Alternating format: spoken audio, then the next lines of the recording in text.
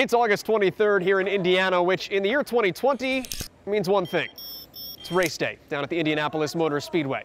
But 2 hours north, here in Fort Wayne, it's Championship Sunday at the Masters Fitness Collective Championship. Sunday held 2 events, a variation of Fran and a dead ball rope climb overhead lunge combination named for the late Mike Fournier, a former Games Masters athlete killed fighting California wildfires this past week. I just want to honor Mike, our friend that passed away. We did this for you, Mike, and your family. And we love you, and we miss you, and you're an inspiration to all of us. When they dedicated to Mike, I was like, I gotta win this for him. As for the results, we start with 35-39. The women's the most volatile race all weekend. Consistency, the name of the game. April PAYNE averaged a 3rd place finish the first 3 days and entered Sunday in a predictable tie for 2nd. Well, there's the adage, 80% effort for 80% of the workout and then hit the gas. That's the name of the game here. PAYNE wins both events Sunday and the title by 15 points over Brianna Gaipa and Rachel Green. It's always interesting, like I don't know any of these girls from before and I don't know how they compete or what their strengths or weaknesses are. So just, you know, even from the first event, we just get out there and it's like, you just have to focus on you only. I knew my kids were watching today. And my husband from the computer on Morning Chalk Up, so I just wanted to make him proud. Men's side, Kyle Ruth never finished worse than 2nd. He beats Ryan Anderson by 55. Had a hell of a battle with Ryan all weekend. That was fun, man. Great competitors. So happy we had something like this to do. I came here looking to go 9th or 10th place. I'm just happy to be here. I'd like to thank everybody back in my gym. You guys are awesome. I'm getting your texts. I'm reading them. I might not respond to you, but thank you, everybody. 40-44 was fun all weekend, but never in doubt today. Heath Moody edges out Lieutenant Colonel Tony Kurz. We all think the CrossFit Games is the cream of the crop, the top of the tier, and unfortunately that didn't happen this year. What the MFC, the Masters Fitness Collective, was able to do with this championship, in my mind, was the CrossFit Games. It was the championship for the Masters. And my division, I can only speak to that specifically, was stacked from top to bottom. Jen Ryan finished 1st or 2nd in every event for the ladies and won, but her first thought afterwards? I went too fast. I did bad on the rope climb. My bad, sorry. It means so much to me to have each one of these ladies have something they can be excited about too and push me on, because I really had to get out of my comfort zone. And coming here, holy cow, during the workouts I was like, wait, I don't know what these ladies can do. I don't know their strengths and weaknesses. I don't know when they break in a workout. Coming here meant I got better. Julie Rappaport was your 3-day leader at 45-49, but an injury forced her out of Sunday.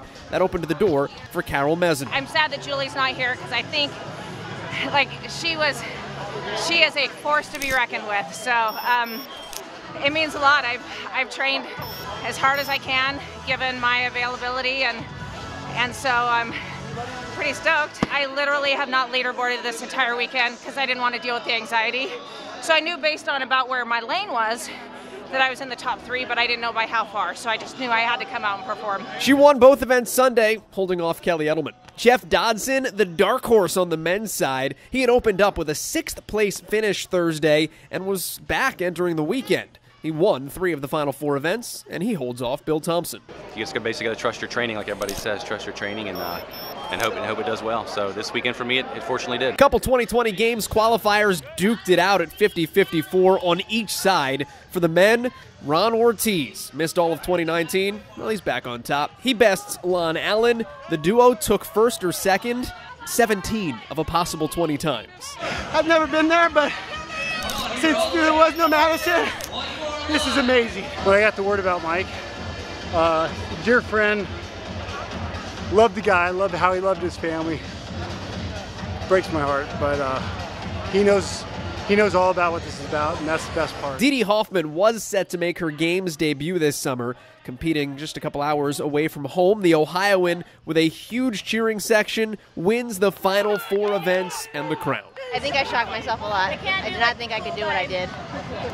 But I met all these ladies just this weekend, and everybody's extremely supportive, helpful.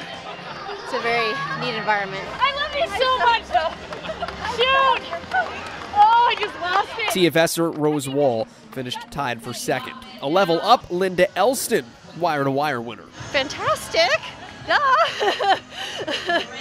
No, but Betsy's been giving me a run for my money all weekend. She's a great competitor. Come on, Betsy! JODY CLEMENTS came from behind on the men's side. He wins a fivesome that developed probably the best camaraderie of the weekend. I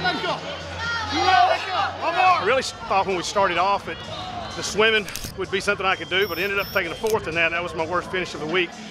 Came back strong on the run. Got second there. Knew I'd do good there.